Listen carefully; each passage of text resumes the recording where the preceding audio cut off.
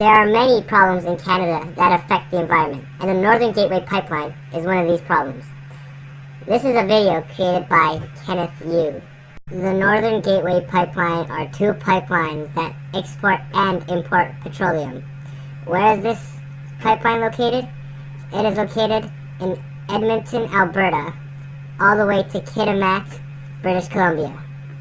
This pipeline is the only pipeline project that's approved by the government and for significant tidewater access. This project is installed deeply underwater and started in June 2014.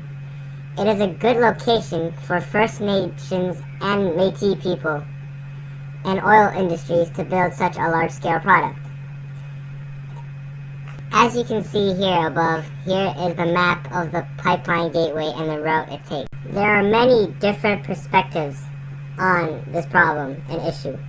The first perspective is the owners, which are called the Aboriginal Equality Partners, AEP, which represent the Métis and First Nations community in British Columbia and Alberta. The issue of maybe the pipeline breaking and having all the oil spill out might affect the owners because of how their business would go to waste and how they would lose a lot of money. Also, they have to be responsible for cleaning up all the remains of the oil spill and will be the ones to blame for polluting the whole environment. Cleaning up all this oil spill will result in a loss of money.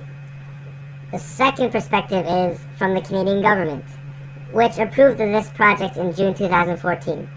So what is the issue? Well, there would be conflict over this pipeline between territories, and it would pose a serious threat to the social order and peace because of all this fighting over control, over taking advantage of this pipeline. So if the government can't control this conflict, there would be a really big issue. But why should we care?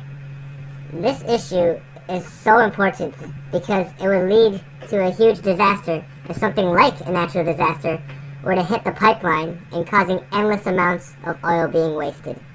It would pollute the waters hugely, especially with this pipeline being an underwater thing.